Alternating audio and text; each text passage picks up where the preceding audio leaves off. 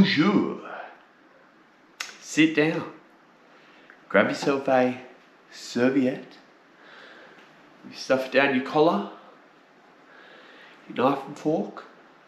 Prepare yourself for a 5-course meal as I walk you through all of the things that I hate about cycling. Because there's a list.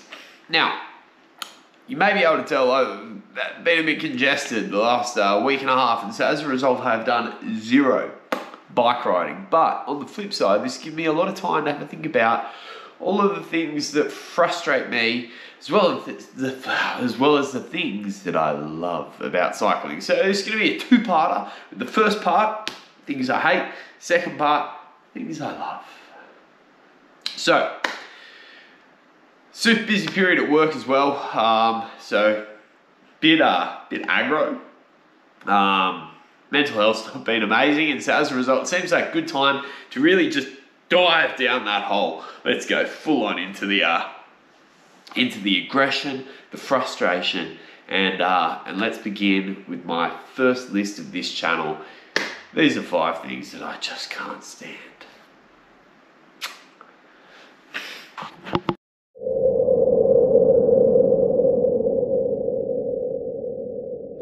Okay, so this one I don't think will be too controversial, but nothing deflates me more than going on a group ride and seeing someone showing up in sort of past normal or Rafa full kit, and I just feel like it's an attempt to make a statement. Now, don't get me wrong, I really love what Rafa's doing with EF Education Easy Post, and they're probably going to be the next team that I jump onto, because I'm a bit of an underdog story, and Team Jumbo-Visma's not doing that for me anymore. But what frustrates me about this is the elitism that comes with it. The idea that you have to wear that kit in order to demonstrate that you're a serious cyclist. And there are some really good local Aussie brands that are doing some quality stuff that I feel like get pushed to the wayside and get seen as less de rigueur, to use a cycling term. And instead, these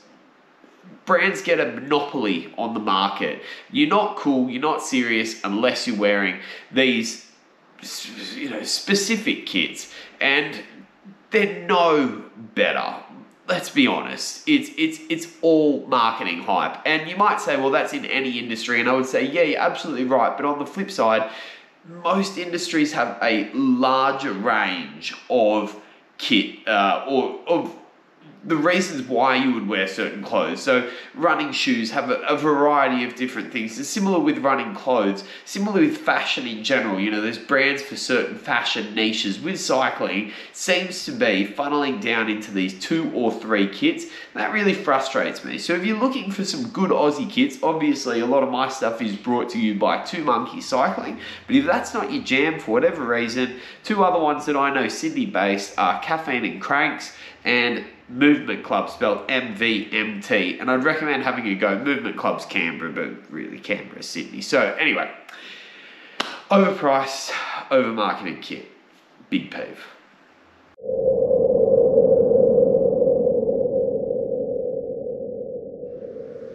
Okay, so number 2 is a big gripe of mine when it comes to marketing new products. Now, let's be honest, none of us are doing the speeds or the watts that these new products are tested at.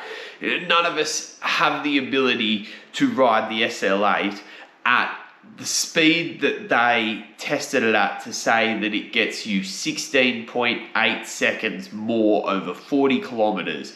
I was reading an article on Rouleur about this, and I couldn't actually find the speed that they tested that at. So how fast you have to be going to get that 16.8 seconds. Now, I'm sure a little bit of a more in-depth dive will reveal that, and I'll probably have that scrolling through the screen right now. But if I buy this as at the moment, let's be honest, a very average cyclist, I'm not getting that 16.8 seconds over 40 kilometers. It's just not happening.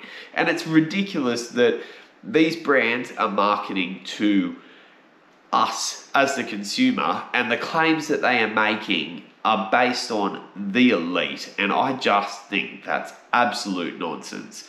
And it's something that I think is frustrating. So what I would like to more see is some of this marketing that promotes differences between bikes instead of the level that you could expect. So for example, Cycling YouTube is starting to push this in regards to comparing one bike versus another, but companies like GCN tend to compare like a 2023 bike to a 1980s bike, and I'd like to see a company just get all of the bikes and do a standard test and show where the benefits are, and you just don't see that. And it's because they're marketing, each brand markets against their previous frame instead of against the competition that is out there, and they market against their previous frame based on pro cycling or elite cyclist stats. And I just think that's unfair as a consumer. It doesn't give us the information that we need in order to purchase these bikes.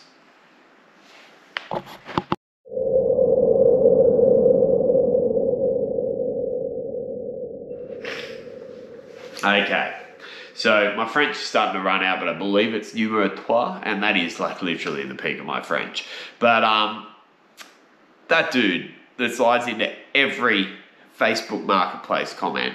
I don't know what you guys have wherever you are, but we've got Bicycle Marketplace Sydney, in Sydney, funny enough, and there's always someone that's like, oh, that's overpriced, or could you at least have cleaned the product, or could you sell us the size?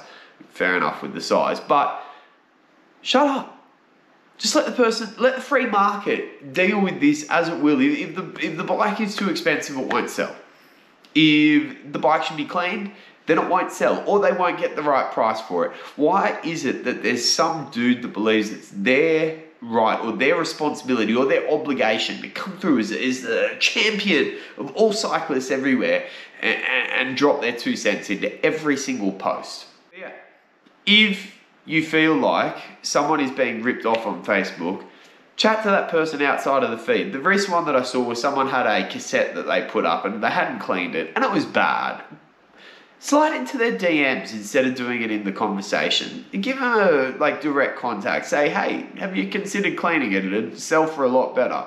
If it's overpriced, hey, just wondering, have you taken it to the local bike shop and gotten it valued? Don't do it. Don't air your grievances. Don't spill the tea on people's Facebook feeds. It's not fair for the person selling the product.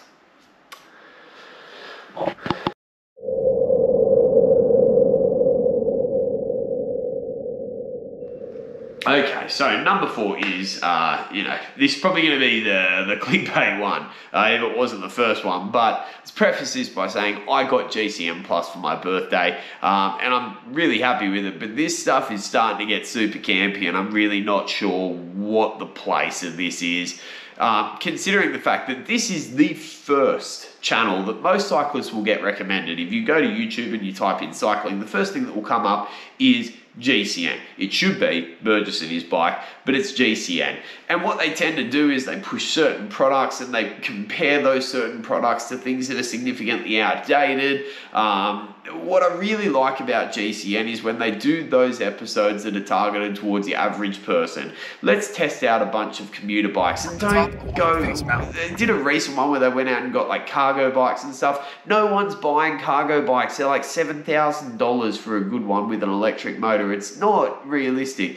Go out and get your average commuter bikes, test them and see who comes out on top. They're the ones that I like. When they go and get the cheap bikes from some market and they test them to see whether you can get a cheap bike. That's the stuff that I like to see. Now I understand that it's a business and I get that, but maybe that's a point when your channel has grown too big for its boots.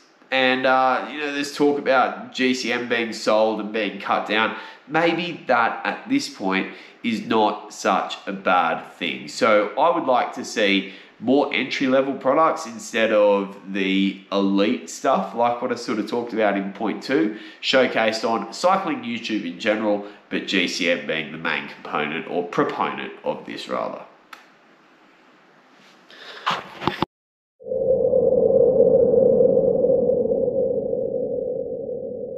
The last one, The moment you put on Lycra, you're a cyclist and you represent something that is bigger than you, in the same way that the moment you put on a school uniform, you represent a school. The moment you wear a flag or you show a flag, you represent that country. The moment you put on a national kit, you are a representative of your nation. When you put on cycling and a helmet, you're a cyclist, and you represent me, you represent my mates, you represent people everywhere. And breaking the road rules is the biggest dick move that you can do. I don't care what your excuse is. There is no excuse for running a red light. There is no excuse for not stopping at intersections. There is no excuse for riding like a dick, interweaving in around traffic.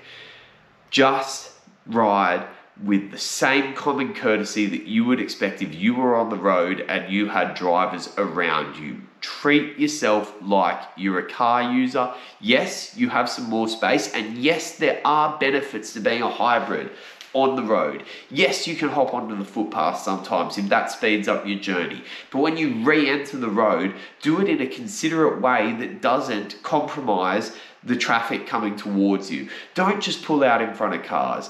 It scares the hell out of people, and it creates animosity between us and them, and it creates that us and them mentality that I get shit on the road for and that my friends get shit on the road for as well. I don't care whether you think that this is a component of cycling. It affects me. It's not about you. It's not about what you like. It's not about what you enjoy. It's dangerous. It's stupid, and it's insensitive. If there is a long descent with no traffic, go nuts. If you are in traffic, you represent me. You represent my kids when they get on bikes when they're 15, 16 and start riding for their club. Fingers crossed. And if they ever get hit, it will be in part because of the impression that you created. Yes, road users need to give us more respect, but we need to earn that respect to an extent. And every time I see someone doing this, I see that respect being chipped away at. That's on you.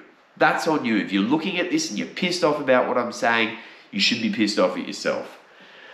Other cyclists, in groups, speak up. If you see someone on a group ride and they run a red light, you pull them up and you say, hey, now do not break the road rules. There's no excuse for it at all.